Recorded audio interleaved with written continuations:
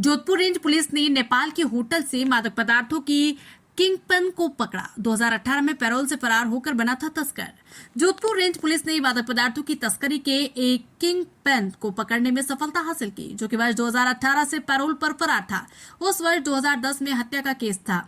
वो 6 साल से राजस्थान के बाहर रहकर अपना मादक पदार्थ तस्करी का नेटवर्क चला रहा था। पुलिस ने उसकी गिरफ्तारी के साथ ही बड़े नेटवर्क पर अब रोक लगा दी अथवा नेस्तनाबूद कर दिया। तकनीकी का जानकार इस तस्कर को पुलिस ने पकड़ने के लिए रात 8,000 किलोमीटर की यात्रा करनी पड़ी। आखिरकार नेपाल के एक होटल से पकड़ा गया। जोधपुर रेंज पुलिस महानिरीक्षक विकास कुमार ने सोमवार को हुई प्रेस वार्ता में बताया कि बीरमाराम उर्फ बिरमाराम को गिरफ्तार किया है। वो अपने छन नाम जगाराम से पकड़ा गया। आरोपी बिरमाराम और बिरमाराम पर वर्ष 2010 में हत्या का प्रकरण दर्ज हुआ था। वर्ष 2018 में जेल से पैरोल पर रिहा होने के बाद फरार हो गया और 6 साल से अपना कृतित्व और व्यक्तित्व बदल कर फरारी काट रहा था। उसकी गिरफ्तारी के लिए 50,000 का इनाम भी घोषित किया गया था, मगर वो हाथ नहीं लग रहा था। तकनीकी गैजेट का बेजा इस्तेमाल। आईजी विकास कुमार के अनुसार आरोपी बिरमाराम और बिरमाराम बड़ा ही शातिर दिमाग वाला है। वो राजस्थान से फरार होने के बाद झारखंड, बिहार और नेपाल तक पहुंच गया। वो हर बार नई तकनीकी का इस्तेमाल करता था।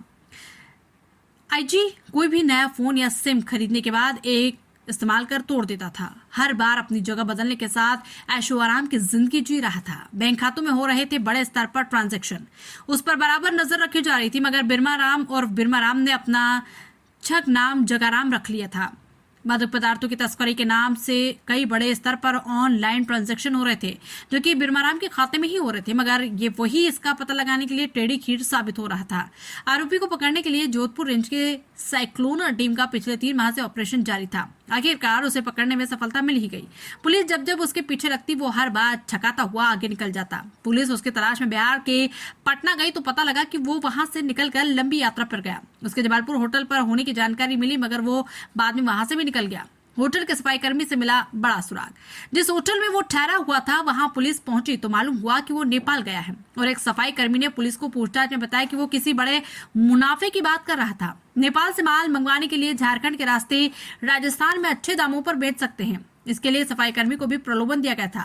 ग्राहक बनकर पहुंची पुलिस। आरोपी को पकड़ने के लिए पुलिस को आखिरकार उसका पुख्ता सबूत मिलने पर जिस होटल में वो ठहरा था वहां पुलिस पहुंची, मगर ग्राहक बनकर जाना पड़ा। उसे विश्वास में लिया गया और कहा गया कि राजस्थान से आए हैं। हालांकि उसने अपना छक नाम जगाराम से बना आधार कार्ड दिखाया, मगर जब उसे सख्ती से पूछताछ की गई तो उसने अपना असली आधार कार्ड दिखाया। इस पर उसे दस्तयाब कर सोमवार सुबह जोधपुर लाया गया। जोधपुर से प्रवीण सिंह लोरता की खास रिपोर्ट। स्तर पर साइक्लोनर, स्ट्रॉन्ग और टोर्नेडो 3 टीमें हैं जो दुर्दांत खूंखार अपराधियों के विरुद्ध लगातार मुहिम छेड़कर लगातार उनकी धरपकड़ कर रही हैं। उनके खिलाफ एक बड़ा अभियान छेड़ती हैं और हर एक अभियान जो चलता है वो एक स्पेशल विशेष नाम के साथ चलता है, जो एक छद्मकूट नाम होता है और उस ऑपरेशन के नाम पर वो नाम चलता है, जिसमें विशेषकर एनडीपीएस से जुड़े हुए तस्कर, क्योंकि इस क्षेत्र में एनडीपीएस का कुप्रचलन कुछ ज़्यादा ही दिखा है। हाल के दिनों में ये बढ़ता भी प्रतीत हुआ है। तो उसको लेकर एनडीपीएस के जो अपराधी हैं, बड़े वांछित, दुर्दांत, कुख्यात अपराधी, उनके विरुद्ध मिशन मोड में कार्य होता है। उसी की एक नई कड़ी के रूप में ऑपरेशन ओल्ड मॉन्क चलाकर एक कुख्यात अपराधी जो 50,000 रुपये का इनामी भी है, 2010 में जिसने बड़ी नृशंस हत्या की, एक हत्या के बाद उसको आजीवन कारावास की सजा हुई। सजा भुगतने के दौरान पैरोल मिली और पैरोल से फरार होकर उसने अपना अड्डा, अपनी पहचान, अपना कृतित्व, अपना व्यक्तित्व सब कुछ बदल लिया। अपराध की दुनिया में पूरी तरीके से कूद पड़ा और मादक द्रव्यों की तस्करी का एक बड़ा किंगपिन बना। इस व्यक्ति का नाम है बिरमाराम उर्फ बीराराम, जो चौटन, बाड़मेर का रहने वाला है। 2010 में पहला मुकदमा हुआ हत्या का और उसके बाद 2018 से पैरोल से फरारी करके यह राजस्थान छोड़कर झारखंड के रांची एवं चतरा इलाके में ऐशो आराम की जिंदगी जी रहा था और वहां से मादक द्रव्यों की तस्करी का एक बहुत बड़ा नेटवर्क चला रहा था, जिसमें वहाँ से मादक द्रव्यों की आपूर्ति राजस्थान, खासकर राजस्थान के सीमावर्ती इलाकों में की जा रही थी। आप सबों को याद होगा कि अभी करीब 1 महीने पहले हम लोगों ने ऐसे ही एक और किंग पिन मांगीलाल नोखड़, जिसके खिलाफ ऑपरेशन मनोरमा चलाया गया था, को गिरफ्तार किया था। उसकी भी मोडस ऑपरेंडी, काम करने का तरीका करीब करीब ऐसा ही था। इस व्यक्ति ने अपनी पहचान फर्जी दस्तावेजों के आधार पर बदल ली और जगाराम बनकर, बाड़मेर का निवासी जगाराम बनकर आराम से रह रहा था। रांची के हेयल इलाके में, रांची जो झारखंड की राजधानी है, वहाँ के हेयल इलाके में एक दूसरे किंग पिन के आलिशान घर में गुप्त रूप से रह रहा था। जगाराम नाम, अपना नाम चेंज करके जगाराम के नाम से रह रहा था और लगातार राजस्थान में मादक द्रव्यों की तस्करी कर रहा था। 6 साल की फरारी के दौरान भी इस पर एनडीपीएस के कई सारे प्रकरण दर्ज हुए हैं इस इलाके में। जब भी माल पकड़ा गया, ट्रक पकड़े गए, तो इसका नाम आता रहा। परंतु यह एक छलावे की तरह पुलिस के रडार से, कानून के रडार से हमेशा ही गुम रहा। पहली सूचना हम लोगों को जब हमने इस व्यक्ति का नाम सुना, ये एक व्यक्ति है जो झारखंड से इस नेटवर्क को ऑपरेट कर रहा है, तब इसकी पहचान और इसकी पृष्ठभूमि पुलिस को नहीं पता थी। जब हमने पता करना शुरू किया तो इसके शातिरपने की अलग अलग कहानियां सामने आने लगी। न सिर्फ नाम बदला, बल्कि टेक्निकल गैजेट का भी यूज नहीं होता था, और टेक्निकल गैजेट का यूज होता था तो दिन में आधे घंटे इस्तेमाल होगा, हर बार नए नंबर से इस्तेमाल होगा, नई जगह पर जाकर नई सिम ली जाएगी, नए कॉन्टैक्ट्स बनाए जाएंगे, और बड़े अत्याधुनिक ऐप्स जो कि कानून की परिधि से बाहर हैं, उनका इस्तेमाल करके इस्तेमाल होता था। हमारी पहली सूचना मुद्रा विनिमय के माध्यम से, मनी ट्रांजैक्शन के माध्यम से इसके बारे में पहली पुख्ता सूचना हम लोगों को मिली कि जब हम लोग रांची और झारखंड और राजस्थान के बीच के मॉडल को ट्रैक कर रहे थे, तो पैसों का आदान प्रदान इलेक्ट्रॉनिकली हो रहा था, और वह जिस अकाउंट में हो रहा था, पहला शक यह हुआ, संदेह यह हुआ कि बीरमाराम तक ही जा रहा है। ठिकाने का आइडिया लेते लेते हम लोग रांची के हेयर इलाके में पहुंचे। एक बहुत पुरानी छोटी सी तस्वीर हमारे पास थी। उस तस्वीर के आधार पर हमने वहाँ दुकानदार से और लोगों से पूछताछ की, तो एक घर का पता चला कि इस घर में इस हुलिये का व्यक्ति रहता तो जरूर है, पर इस नाम का नहीं है, राजस्थान का जरूर है। वहाँ जाकर फिर आसपास वालों से पहचान की गई, पता किया गया, तो पता ये चला कि ये व्यक्ति कुछ दिन पहले लंबी यात्रा पे खूब सारे सामान के साथ निकल गया। फिर से हमने इलेक्ट्रॉनिक ट्रांजैक्शंस की जांचें की तो पता चला अब ये वहाँ से बिहार की तरफ शिफ्ट हो गया है। पीछा करती हुई टीम पटना पहुंची। पटना में कोई सुराग नहीं मिला। वहाँ एक नंबर लिया, बदल लिया गया। फिर ये मुजफ्फरपुर पहुंचा, बिहार के मुजफ्फरपुर में पहुंचा। वहाँ एक मोबाइल लिया गया, वहाँ उसको इस्तेमाल किया गया। एक होटल में कमरा लिया इसने वहाँ पर, वहाँ उस मोबाइल का इस्तेमाल करके उसको तोड़ दिया गया, वो नंबर बताया गया और एक नया मोबाइल लिया। छोटी सी सूचना के आधार पर हमने मुजफ्फरपुर के कई सारे होटल खंगाले।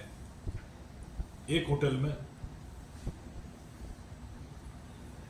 इस जगाराम नाम के व्यक्ति की एंट्री मिल गई, एक नंबर मिल गया जो नंबर की जानकारी में, नाम तो जानकारी में नहीं था।